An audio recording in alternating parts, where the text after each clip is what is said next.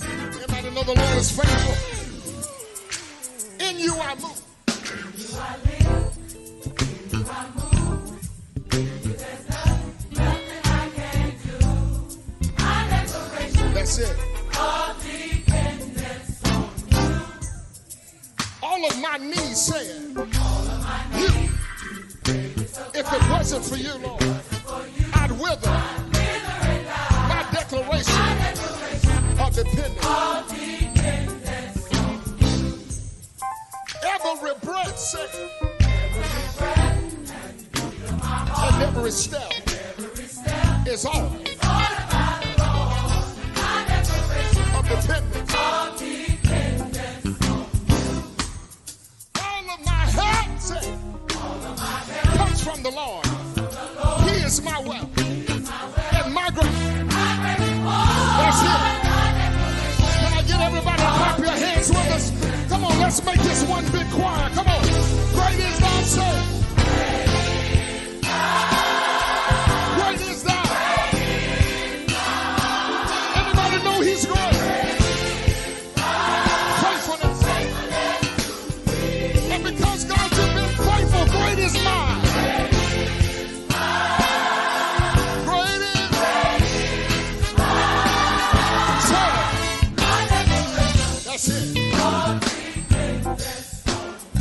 Anybody depending on him tonight, say it. Come on. Let's say it one more. Come on, everybody say it. Great is God.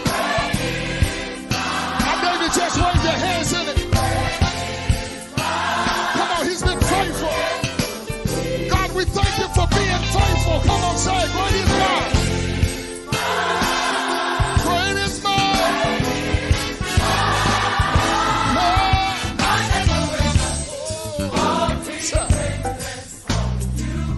Depending on him, show up. Come on, say it.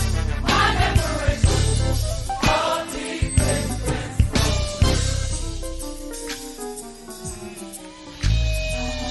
I see you, brother, standing in the line,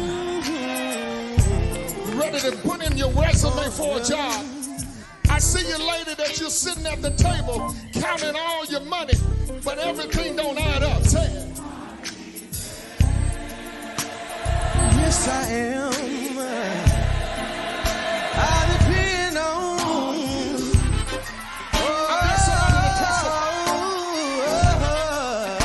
I depend. Yes, I do, Lord. I depend on you. Doesn't matter what nobody else says. Doesn't matter what anybody else thinks. Gotta depend on you.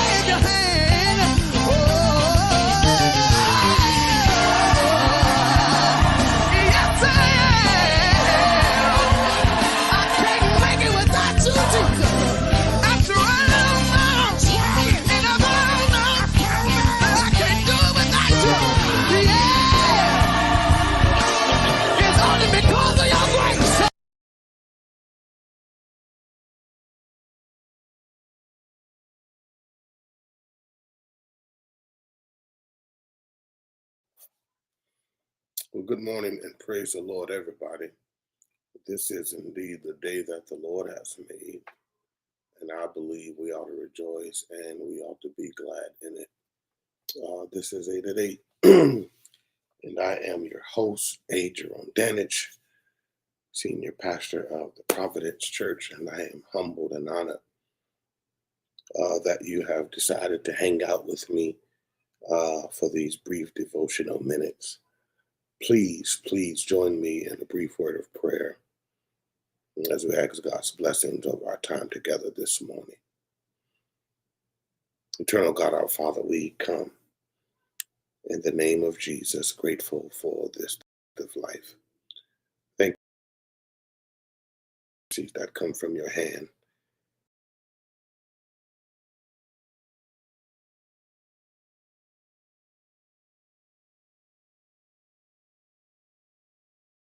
Anointed to grow us in it, that our lives would indeed glorify you.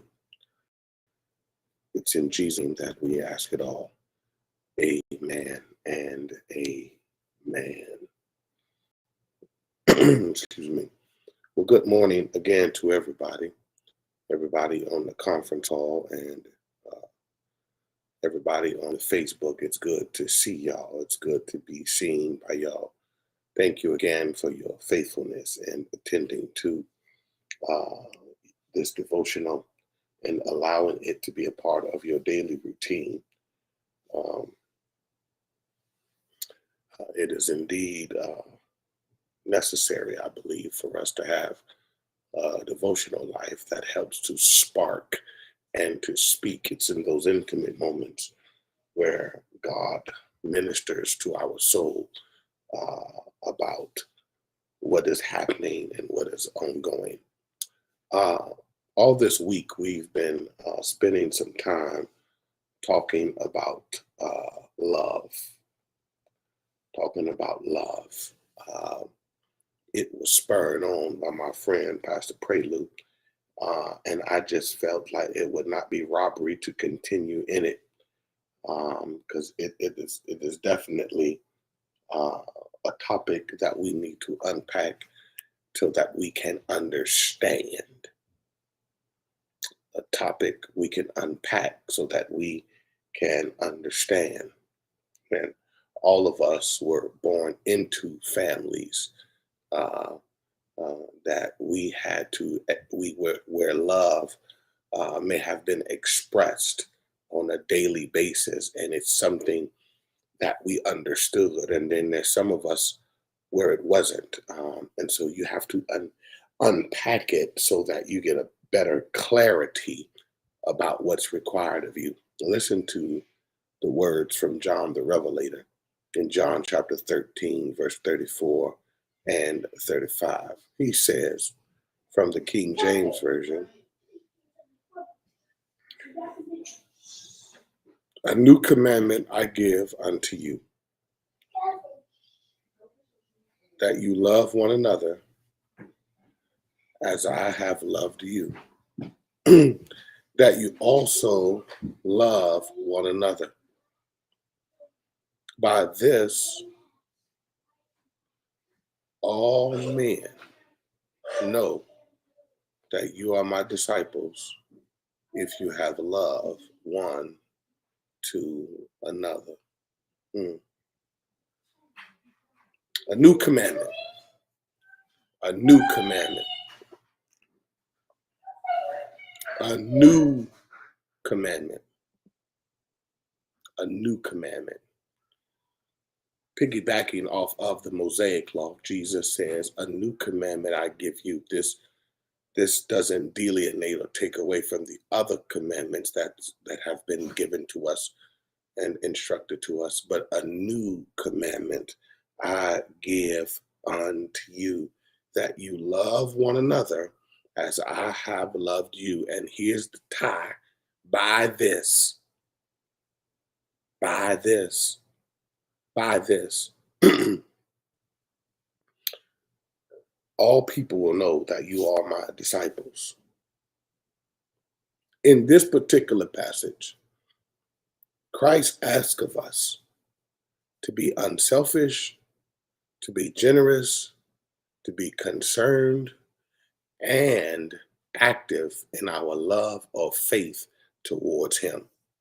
And it shows up not merely in our personal interests or serving our own ends, but on how we deal with one another. Now, we've rehearsed this, we've talked about this, we've been over this, but we've failed to execute it on a consistent level as it relates to the charge that Christ has placed in our lives. I was wondering, why would you place the burden or the blessing wrapped in this little word called love? It's so explosive.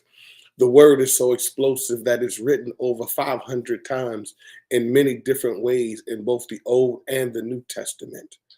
We interpret it in the New Testament as eros, phileo, sterge, or agapeo. We interpret it in the Old Testament as ahab or as hesed. But it has many different variations or meanings or ways in which it's lived out. In this particular passage, Jesus is using the word agapeo, an unconditional, an unearned, but an eventful love. He isn't using phileo, that is based off of the interaction of relationship. He isn't using eros, which is based out of the intimacy or out of that relationship. But he's using agapeo, which isn't based off of the human relationship, but based off of regard for the divine relationship. Mm. He sets it up for us, and he says it this way, kind of. I like the way he gets to us and makes us understand that we can't have a vertical unless our horizontal is right. He sets us up. He says, if you love me, this is a new commandment, then you ought to love one another as I have loved you. The writer says, you can't love me, who you don't see, and hate your brother, who you see every day. There's a mix up in those things. And so he bases our regard to love one another, not necessarily out of our own love towards one another, but our own love towards him. Which means if we can love him who we do not see, we should be able to find enough commonality to love those in which we do see. Mhm, mhm. He shapes it up for us. Then the onus, the responsibility becomes ours. This is some tough talk that we're placed in, because we often base love off of affection or off of duty, what someone has done for us. But in this regards, it's not based off of affection. It's based off of regard. And we're quick to throw up our hands and open up our mouths and tell the Lord how much we love him. But I'm not sure if we're quick enough to open up our mouths and extend our hands and say to one another, I love you. And so the work then that we have to do uh, begins and sets itself right here. The Lord sets us up and places us towards what our tasks look like, our motive. He sets it up. Our motive ought to be love. Our mission ought to be love. And our manner ought to be love, which means that we operate through the lens of love. And rather than injure you, I'll injure myself so that you don't have to go through what it is And I am not the one who is being the one who is starting the cycle, who is propitiating, or who is what's the word I'm looking for? The one who is initiating harm. He says, "Love one another as I have loved you." But there's a push in this text. This text isn't vague. It's real definite, and it's real. It shows up many times in so many different scriptures. Christ calls us towards a love ethic that moves beyond any other ethic that we see in the scriptures. We are shaped and to be shaped by the love of God that we have been the recipients of.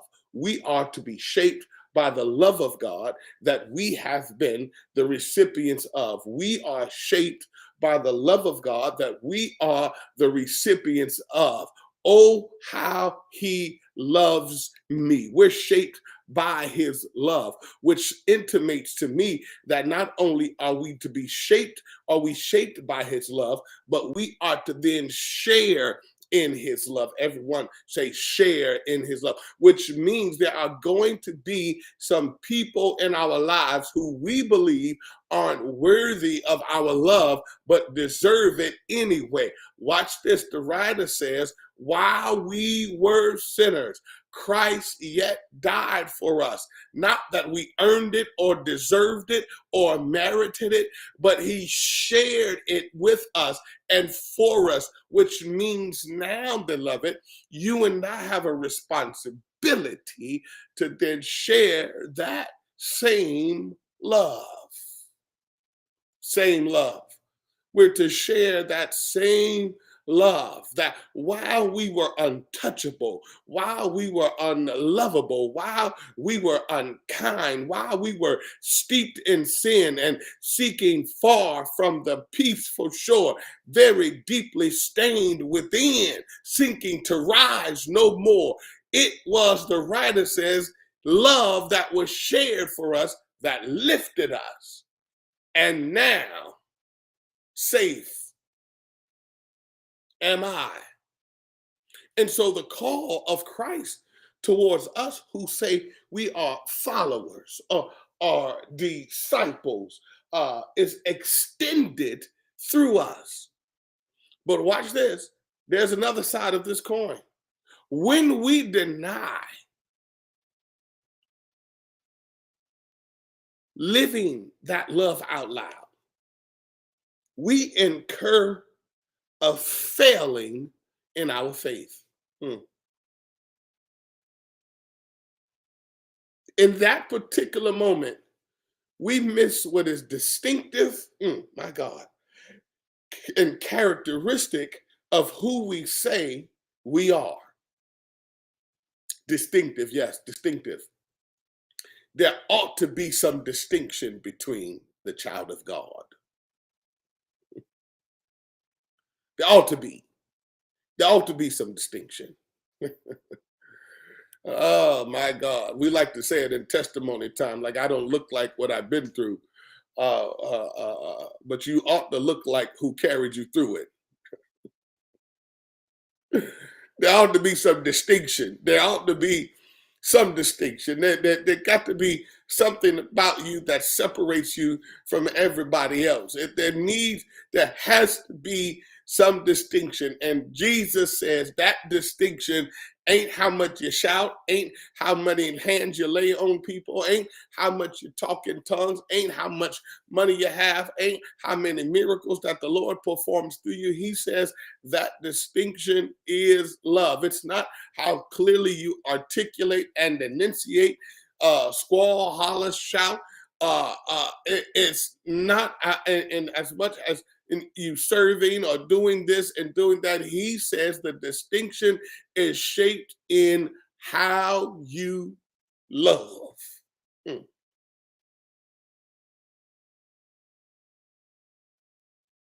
He blows up the fallacy that I can somehow earn my way in towards heaven by being utilitarian in my duty. that somehow I can get in it that way. He says people will know that you're my disciples based on how you love one another. Could it be also true that he says, I know who my disciples are by how they love one another? Could it be that the thing that separates you from the next person is how you love? Could it be that the distinction is how you love? Child of God, there ought to be something distinct about this faith that we say that we lay hold of and that we claim and that we live. There has to be some distinctive modality, some distinctive view that you and I bring that makes us different. That when people see us, they can say, there's something different about you. I was reading in my devotional some time ago about Jesus as the Son of Man and Jesus as the Son of God. And Jesus really refers to himself mainly as the Son of Man. He refers to himself as the Son of Man more so than he does the Son of God. And the writer was connecting that distinction very clearly as intimating that a son of man or a son of humanity really was concerned with the trial and the shape of humanity, which means that Jesus was more concerned about our humanity than his own divinity, and suggested then that our humanity or our humus or our humus from the ground suggests that we ought to have towards one another a shared kindness that uplifts and promotes humanity. And what it brought to bear on me was, regardless of how it makes me feel, if what it says makes you hurt, then I have to regurgitate what it says to make sure it doesn't create a we hurt. I hope I'm making sense tonight. Hope I'm making sense, which means I can't get it off of my chest to make me feel better if it makes you feel worse. Suggests then that I have to create language and space that makes it for us to feel better, that we can certainly have the tough conversations about life, but they must be shaped through the lens of love. It's a distinction and a sense of excellence that pushes you and I closer towards God. Isn't that the point of this devotional? That it grows us and that it makes us deal with the uncomfortable places that we have in life, that it moves us to deal with and confront the issues and the vicissitudes that we have in life. If we just started in our own local congregational bodies and employing and embodying this, it would spill over into our communities, and people would say there's something different about that church. So Jesus calls us to this, but this writer is talking about this human effort, and here's where he shapes it in. You may not be holy. You may not be powerful. You may not be wealthy. You may not have stocks or bonds. But here's what he says, y'all. He says what you can do and what you do have is the propensity to be kind. You may not even understand what it means to love like Jesus loved and to be loved. You may have had a warped childhood and you didn't hear love. You may have had a bad experience shaped through a lens of love. But what he does say is all of us have the propensity to be kind. My mother used to say, bless her dear heart, she used to say, boy, it don't cost you nothing to be kind.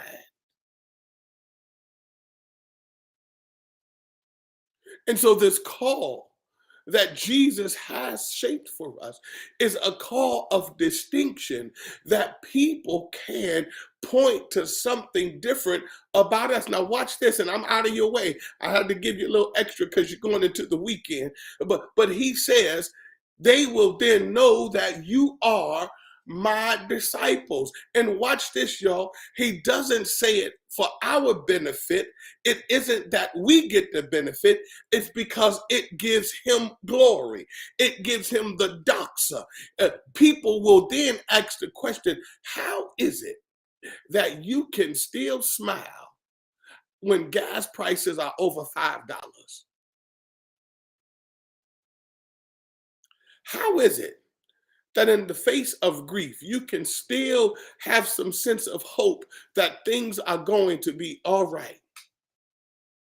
How is it that when life gets you down, you don't stay down?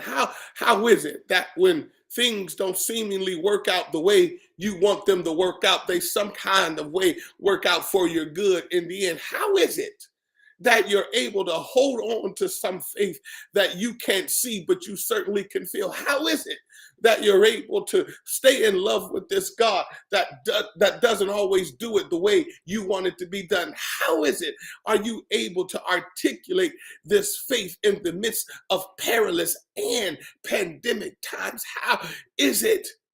And he says, my God, it's because of how he loved me. And this is how I'm able to do it. I'm able to do it because, yes, the hymn writer had it pegged right. He walks with me and talks with me and tells me that I'm his own. And my life is not my own. I am bought with a price. And that means my life is to yield glory to the God who gave himself for me.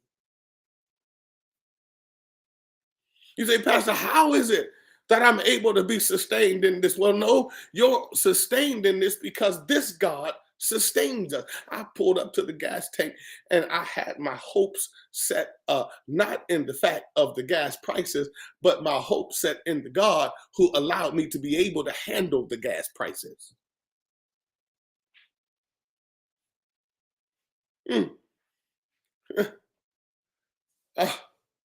I know we're in the midst of a crazy time, but we don't serve a crazy God. God knew these times were coming and God prepared us. And for a couple of years, we didn't have anywhere to go. You should have been saving some money because God has always given us favor before the famine. He's always given us provision when the famine would come. Joseph teaches us that 7 years of plenty and 7 years of lack. Save in the years of plenty so you can get through the years of lack. He's given us the roadmap to do it, but we got to do it. And rather than getting to the gas pump complaining, talking about, oh child, how much gas is so high. You know what? It sure is. But God is higher, which means God continues to provide. God continues to provide. God to continue, and that's my testimony. That's Danage's talk. That's Danage's talk testimony. Now, for me, I'm grateful to God that I'm able to do it. I'm simply saying that there is it's not me, it's the Lord who has made it possible for us to do it. This is the doxa that our lives are to yield, rather than get to the gas pump. Oh, I'm so tired of the gas, and it's so this, and it's so that. No, I'm going to look at the other side of it. And I believe this, y'all, and I'm out of here. Whenever God gives us an opportunity to see the other side, let's look for the other side. Let's look on the other side of it. And here's the story. I was having lunch with some friends and mentors and big brothers of mine in the ministry. And the waitress that was serving us was from Ukraine.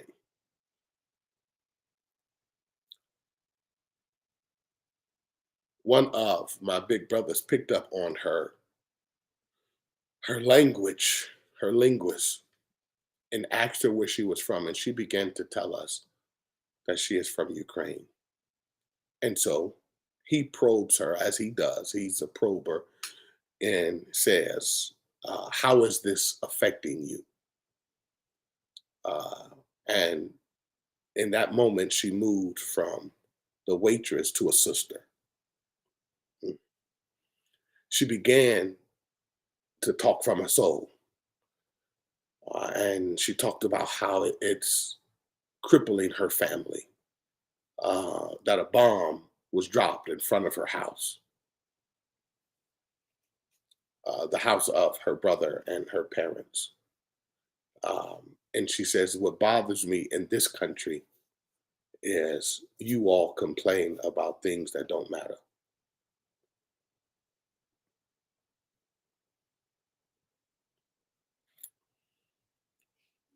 She said, I was able to get my parents out, but my brother is he's still there. Um, and again, in that moment, all things were off the table. She was just another sister sharing with a group of brothers her plight. Um, and it shaped for us a different lens to see another's plight. That's what loving one another looks like. Not being so focused on my own self that I can't see how you're affected.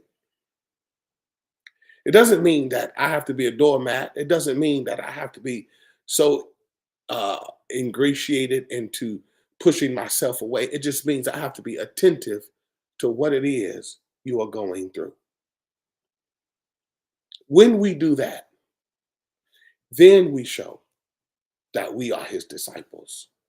When we exercise care and concern for one another's plight and one another's issues, then we are showing that we are his disciples and our lives are yielding glory.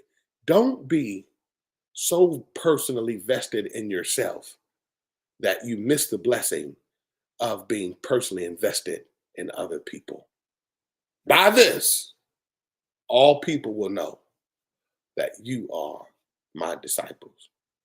And I want to suggest that if all people will know that you are his disciples, then certainly so will he. Beloved, my time is up. I certainly thank you for yours. I want you to have an amazing day and an amazing weekend. Please remember to join us for morning worship at the Providence United Church of Christ, 2200 Vicar Avenue, here in the beautiful city of Chesapeake. And you can join us virtually on our streaming platforms as you are doing now, for our 9:45 morning worship. Also, that afternoon at 1:30, we're so honored to be sharing in the pastoral anniversary of our friend Pastor Brandon Prelude, senior pastor of the Wesley AME Zion Church in Norfolk, 408 Johnson Street, one of us off Church Street by Sweet Jam. That's the best I can tell you. Y'all know I'm not from here. I'm still learning the streets in Chesapeake. So that's where we're going to be. And then Tuesday night, we're going to be celebrating Men's Night with the Philippians Baptist Church on Liberty Street, in South Norfolk. So we have a weekend full of word. Please, if you can't make all three, at least make one so that we can see your face in the place. Have a great day, everybody. And I hope to see you on the other side. Take care, and I'll talk with you. Bye-bye.